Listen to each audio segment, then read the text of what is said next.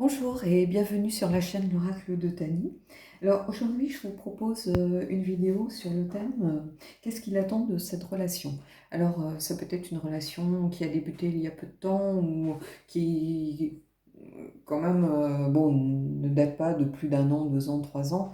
Quelque chose qui peut être vraiment tout récent ou qui peut être relativement nouveau, hein.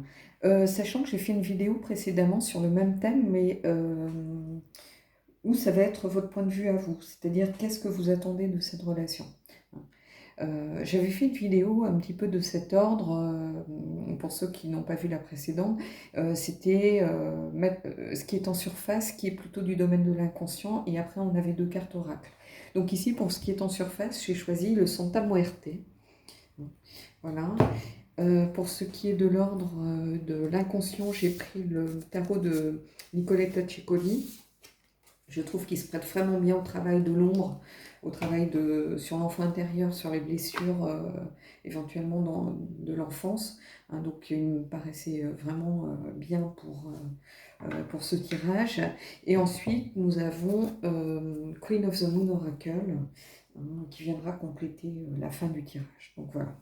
Donc, dans un premier temps, je vais mélanger mes cartes. Je vais faire ça. Voilà. Voilà, je vais les battre et puis je vais voir si certaines tombent. J'aimerais bien réussir à les faire tomber. Alors, ces vidéos, elles peuvent se voir de façon complètement indépendante, hein. Vous n'êtes pas obligé de regarder les deux. Si voir vous dans la relation vous intéresse, ben regardez l'autre vidéo aussi. Sinon, s'il n'y a que cette partie qui vous intéresse, voilà. Deux. Et une troisième. Elle est tombée. Voilà. Je vais juste ramasser mon tas. Voilà. Alors, on va voir. Ah, ici, nous avons le 7 d'épée. Alors, le 7 d'épée, j'ai l'impression qu'il y a eu un conflit précédemment. C'est ce qui est ressorti aussi dans le tirage précédent. J'ai l'impression que tout coulait à merveille, c'était tout nouveau, tout beau, et puis tout d'un coup, il y a eu une mésentente qui est venue un petit peu comme un grain de sable dans la machine, hein. Et là, j'ai l'impression qu'il y a eu un conflit, une dispute, quelque chose que vous avez réussi à surmonter, mais qui quand même a créé un petit peu de déséquilibre dans votre relation, parce que vous avez tout d'un coup pris conscience que ça pouvait arriver, en fait. Voilà. Alors, le 7, ici, c'est la carte qui ouvre de nouveaux chemins, qui ouvre de nouveaux projets, qui apporte une nouvelle confiance, hein, qui va dépasser les disputes, les commérages, voilà, ce genre de choses, hein. C'est une carte qui indique que rien ne peut plus, rien ne peut vous bloquer en réalité, hein. Vous avez réussi à surmonter voilà, la difficulté qui s'est présentée à vous. D'ailleurs, regardez, ici on voit Hope, donc espoir, et Reflection, donc réflexion, espoir. Ça veut dire que ce personnage-là, ce zombie ou ce vampire, il est prêt, voilà, à s'engager sur un nouveau chemin, hein. Là, il quitte son abri, hein. Le cercueil, c'est son abri, c'est le lieu où il est bien, où il se sent protégé du monde. Et là, on voit qu'il est prêt, il est au bord, hein. Voilà, il est assis sur le bord, il est prêt à s'engager sur un nouveau chemin. Donc là, clairement, il est prêt à tenter l'aventure avec vous. Voilà. Alors, on va voir le deuxième. Le deuxième, c'est le roi de bâton. Je vous laisse regarder. Alors, le roi de bâton, c'est quelqu'un qui est dominant, c'est un leader, hein. C'est quelqu'un qui est plutôt autoritaire, donc qui a les défauts un petit peu de ses qualités, hein. Par contre, justement, c'est quelqu'un qui est honnête et qui est fiable, hein. Il a du succès dans ses buts, dans ses projets. On pourrait dire que c'est par exemple un chef d'entreprise, hein, voilà, qui a des gens sous ses ordres, voilà, qui est un leader, hein.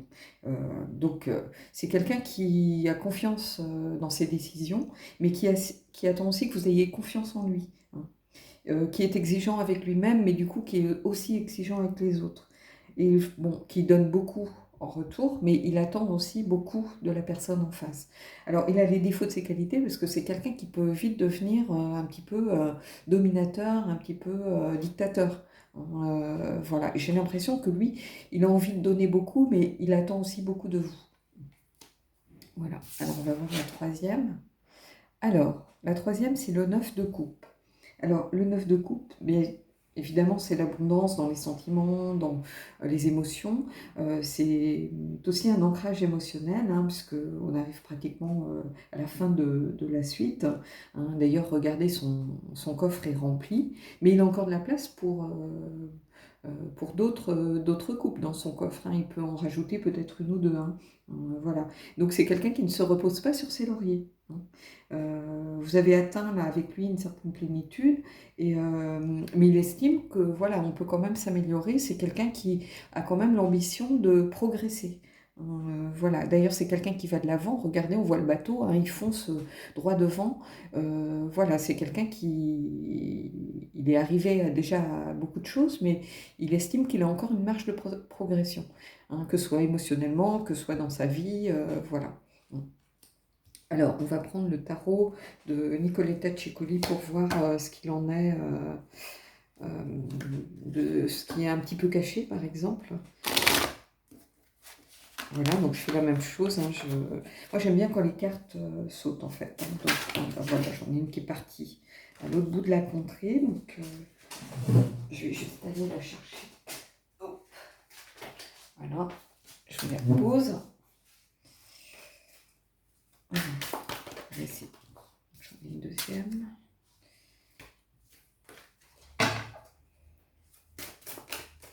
Alors celles-ci, elles sont étroites et tout en longueur, un peu comme le Deviant Moon. Et du coup, comme j'ai des petites mains, c'est pas facile. Et si je les mets dans l'autre sens, ça vole de partout. Donc voilà.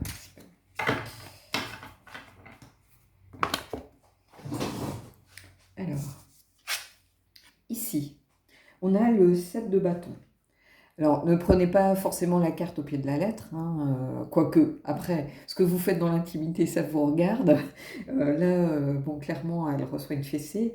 Mais en fait, le 7 de bâton, c'est une carte qui invite à passer à autre chose. Hein. Oui, il y a une dispute, mais il ne faut pas que vous restiez tous les deux bloqués là-dessus. Et là, j'ai l'impression qu'il se rend compte que vous avez bloqué dans la relation par rapport à cette dispute qu'il y a eu. Hein. Vous êtes là, il a l'impression de vous avoir puni, mais vous vous êtes puni aussi en vous bloquant là-dessus. Il ne faut pas que ça reste, que ça remette en cause l'ensemble de votre relation. C'est pas du tout. Hein, faut pas garder de rancune en fait, faut réussir à dépasser cet obstacle hein, qui s'est mis sur votre route tout simplement, hein, puisque le 7 d'épée c'était la carte un petit peu aussi des disputes, mais il faut réussir à passer à autre chose, parce que là clairement vous vous êtes punis tous les deux en fait. Faut pas du tout que ça aille remettre en cause, et j'ai l'impression qu'il est conscient que pour vous ça a remis en cause beaucoup de choses. Donc là on va voir... Alors, ici, on a le chariot. Alors, le chariot, évidemment, c'est synonyme souvent de victoire, de succès, de rapidité aussi, avec ces deux chevaux. Voilà. C'est aussi une carte de choix et c'est une carte aussi qui vous invite vraiment à prendre les rênes de votre vie. Hein. Donc là, c'est une carte qui lui dit qu'il est le maître de sa vie. Lui seul peut savoir vers quelle route prendre, vers quel bord aller. Et il est seul à même de prendre ses décisions. Hein. Ça correspond bien aussi au roi de bâton, hein, puisque c'est peut-être justement sa face cachée, c'est ce côté un petit peu dominant, hein, où il dit, moi je décide, je suis le maître de mes émotions, je suis le maître de ma vie, voilà, j'ai les rênes dans les mains, et c'est moi qui dirige les chevaux du chariot, mais il ne faut pas que ça vire à la dictature, quoi, en disant, bah voilà, c'est moi qui prends la décision, les décisions. Et il est très conscient que ce côté-là peut être une gêne pour ses partenaires. Hein. Peut-être que ça lui a posé des problèmes dans des relations passées, et il est conscient, mais il a du mal à lutter parce que c'est sa nature profonde, hein, mine de rien, hein, d'avoir ce côté un peu dominant, un peu leader, et il a du mal à laisser les rênes à quelqu'un d'autre. Et clairement, ici avec le chariot, c'est ce que ça dit, qu'il va avoir du mal, il va falloir qu'il travaille sur ce côté-là, hein, pouvoir laisser un petit peu les rênes à quelqu'un d'autre. Alors ici, qu'est-ce qu'on a? Alors ici, c'est intéressant, regardez, on a la carte de la tour. Hein. La tour, ça indique qu'il sent que cette relation, elle a été fragilisée. Alors, peut-être que c'est par cette dispute ou cet événement qui a eu lieu précédemment dans votre vie, ça a fragilisé un petit peu les bases de votre relation. Hein. Mais j'ai envie de vous dire, ici, c'est aussi peut-être le premier événement qui est un peu un obstacle. Hein, voilà, parce qu'il n'y a pas longtemps, peut-être que vous êtes ensemble, et bon, bien sûr, vous avez des disputes, comme tous les couples, hein, sur le quotidien, t'as oublié le pain, non, c'est à toi de faire la vaisselle, c'est à toi de descendre les poubelles. Mais il y a eu quelque chose d'un peu plus profond, hein, peut-être qui vous a heurté un peu plus, hein, et là, il est conscient que ça a fragilisé un petit peu la relation, ça a fragilisé surtout vos certitudes par rapport au choix que vous aviez fait, de vous dire est-ce que c'est la bonne personne. Hein. On a l'impression que ça a remis un petit peu en cause votre décision à vous. Hein, et ça, j'ai l'impression qu'il en est conscient. Mais là, il faut passer à autre chose. Hein, parce que sinon, ça va venir en fait confirmer ce set de bâtons. Hein, où là, il faut que vous retrouviez euh, confiance tous les deux. C'est-à-dire que lui, il faut qu'il retrouve confiance en lui, parce qu'il sait il vous a heurté, il sait que vous avez remis en cause beaucoup de choses peut-être, il sait que voilà, ça a montré une face de lui qui vous a pas plu. Ça, il en est conscient, mais il a envie d'aller vers ce neuf de coupe où il a la notion qu'il peut encore progresser, il y a encore une marge de progression. Mais voilà, il a eu peur euh, de cet événement qui, du coup, a fragilisé un petit peu les bases de votre relation. Et ça, c'est quelque chose qui s'est ancré un petit peu en lui. Voilà. Donc, on va voir ce que nous dit Queen of the Moon. Donc là, elles sont assez raides ces cartes, je ne peux pas les mélanger, puis en plus, j'ai plus trop la place. Donc je vais juste les battre et attendre que. Voilà. Ah, j'en ai une qui est tombée. Je vais prendre celle-ci. Oh. Voilà. Je la pose, hein, on les regardera tout à l'heure. Je vais essayer d'en sortir une deuxième. Alors, comme elles sont assez neuves, elles ne glissent pas forcément bien. Elles ont tendance à tomber en tas. Ah, j'en ai une, c'est bon. Voilà. Je pose mon jeu et on va regarder les cartes. Alors, ici, j'ai la carte du plaisir. Alors, cette carte, elle nous invite à ne pas prendre la vie trop au sérieux. Hein. Faut vivre, enfin, votre relation, elle est sérieuse, mais il faut aussi y mettre de l'amusement. Il ne faut pas oublier de vous amuser. Il faut prendre quand même la vie avec de la légèreté malgré tout. Hein. Prenez du plaisir dans des petites choses de la vie. Hein. Oui, il faut construire, oui, il y a un budget à gérer, oui, vous avez des projets et il faut tout mettre en œuvre pour y arriver, mais il faut aussi savoir prendre la vie avec légèreté et profiter de tous ces petits instants qu'elle vous donne pour vous amuser. Ça peut être un ciné, ça peut être préparer un repas ensemble, ça peut être aller faire une sortie avec des amis, aller au resto, aller vous balader en forêt, au bord de la mer, faire un après-midi de shopping, voilà. Profiter des petits plaisirs de la vie aussi.